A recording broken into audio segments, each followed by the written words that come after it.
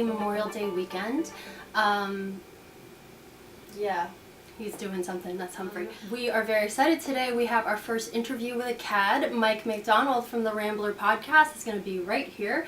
But today it is hot, hot, hot in Hoboken. I brought my air conditioner up 3 flights of stairs, which was totally worth it, but I want to wish everyone a safe and healthy weekend, as this morning I fell from a 6-foot ladder onto the ground. I'm okay, but not good for my arm, not good for hitting my head, but all fine today. So I just want to thank everyone who has served our country, who is serving our country, who's lost their lives to our country. Mike is actually in the military. He is part of the Army, so he will talk a little bit more about that. So today's episode is about audio. Definitely time to interview a podcaster. Last week's episode was about video. This about audio is now including a nice microphone that my dad gave to me, and he let me test a few out. TV now. Oh yeah? Yeah, try it. Oh yeah, look at that. Yeah. Okay, got it. Alright. We don't even need to have this pointed at me, actually. So it's recording right now? Yeah. Oh, cool. Alright, this is microphone number 2. Hello. Hello. Test 1, 2, 3. Test 4. 1, 2, 3, 4. How are you? We've also had quite a lot of sound activity here this week, which has been a little bit crazy.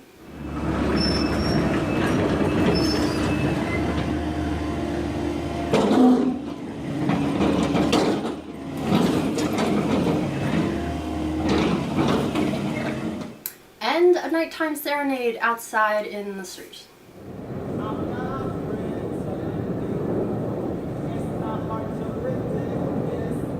So thanks again for watching, and let's get to the interview with Mike.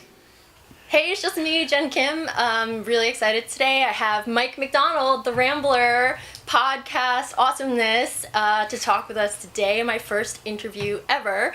So welcome, Mike. Thank you for hanging out with me and Melinda here. Oh, it's Melinda. Melinda the Builder. We haven't even exchanged names. Yeah. Intros. Very good. Excellent. Yeah. Thanks for having me. Absolutely. So tell us about what you do.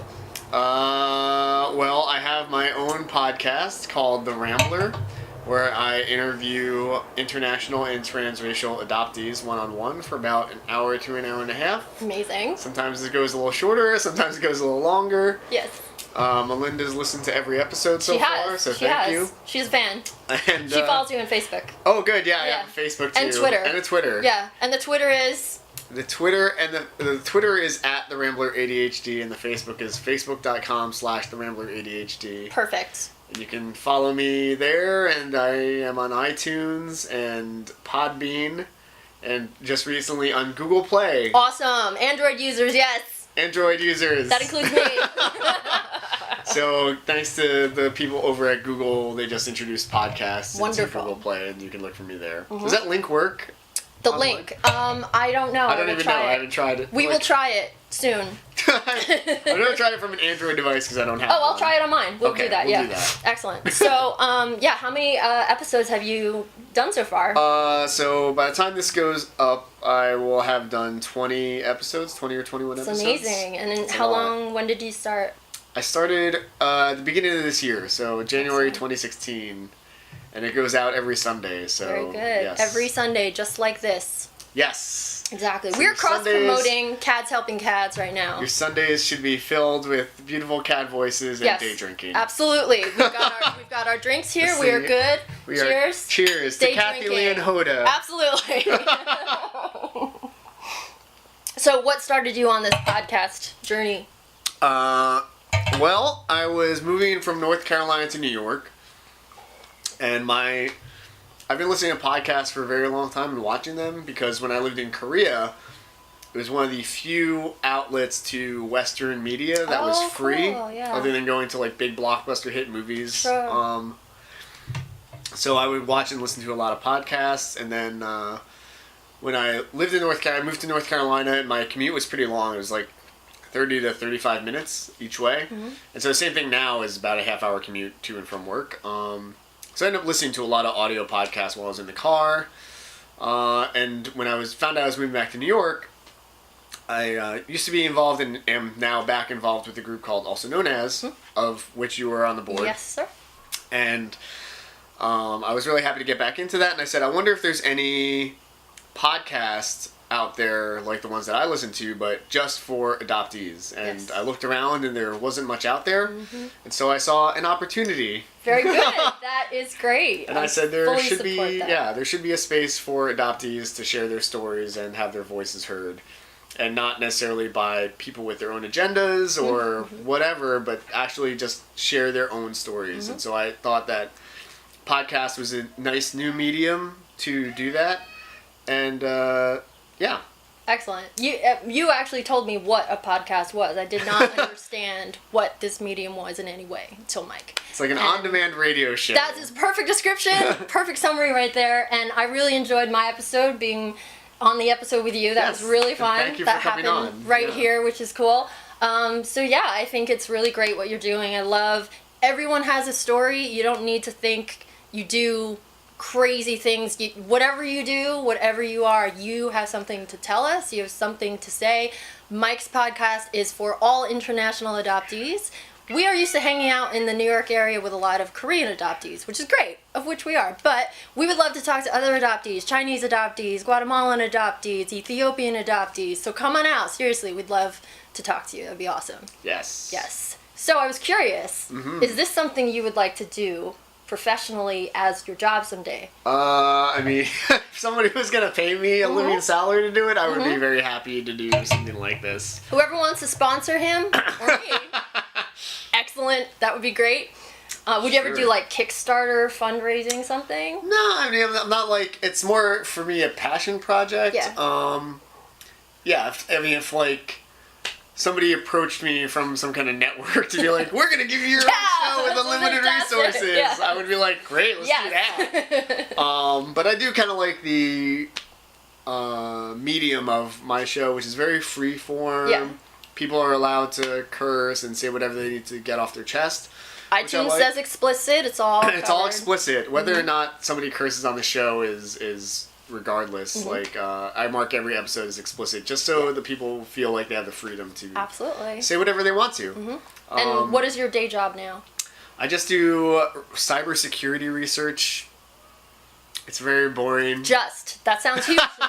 This guy's in the military, folks. That's huge. It's a He's modest. It's a boring day job. Very it's cute like that a he's desk modest. job. Okay. Yeah. Okay, cool. I don't do anything cool. It's pretty amazing, though. You can't even tell us what you do, probably. That's People think like the army is like all like, I don't know, G.I. Joe or But you get the training. Hurt Locker. You get or the something. training and all the... Yeah, I mean, in the beginning, everybody gets like the baseline training. I mean, that's what like basic is. Okay, so Mike yesterday ran the Brooklyn Half Marathon. To do that, my legs are sore. Then he came out to the also known as mentorship program and ran around with little kids playing laser tag for 3 hours. Yes, I'm also the co-director of the teen mentorship program. And that was my event that I planned. And then he crossed state lines today to come and hang out here. So, busy guy. So, in the also known as anniversary we just had last month, we had a showcase of several adoptees from different backgrounds, which I thought was really cool. Great experience. And a question we asked was, what are 3 words you think of when you think of adoption? Oh, yeah. So, I think... Skylar Swenson, who I interviewed on my show, asked a similar question. Did you? Okay. Yeah.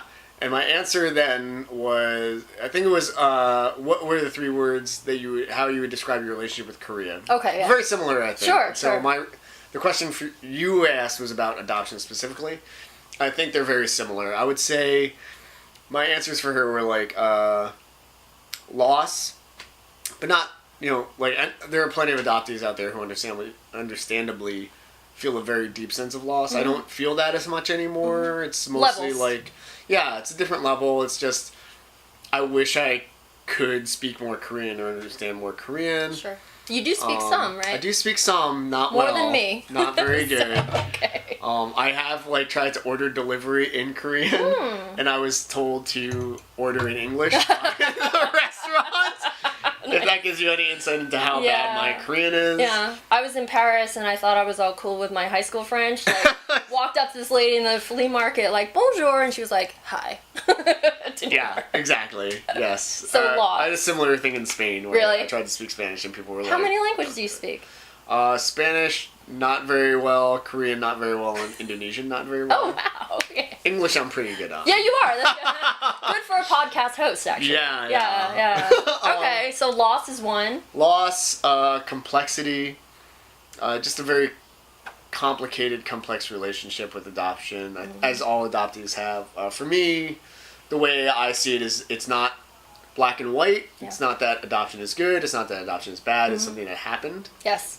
And it's very fluid. So people move in and out of these different states in their relationship with adoption. Yes. It changes based on your experience and how old you are and when you got into it and the friends that you have and the relationship that you have with your adoptive parents, if you've done a birth search and a whole bunch of stuff. So it's ever changing. It's totally, it morphs a lot. Yeah, I agree. And I think that just adds to the complication. Yeah.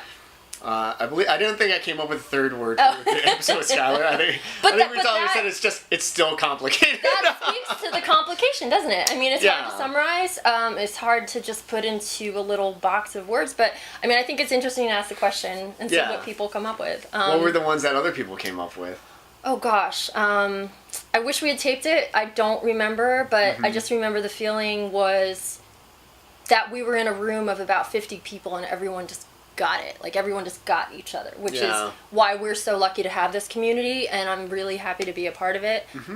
So my words are confusion, so related to the complexity, because I have changed in many ways along my lifetime so far, and community, because I love that we're involved in it and talk to a lot of people, meet a lot of people. There's different perspectives. Some people had great experiences, some people have not. A lot of issues with citizenship, abuse, unfortunately, birth parent searches that definitely were not what people were hoping for. Very complex. So that and grateful. I'm grateful because I think adoption is a loss. It's very hard. We changed lives and our setting and our upbringing could be much more complicated in some ways, but I am grateful that I was adopted into a family who I'm close to, who took care of me.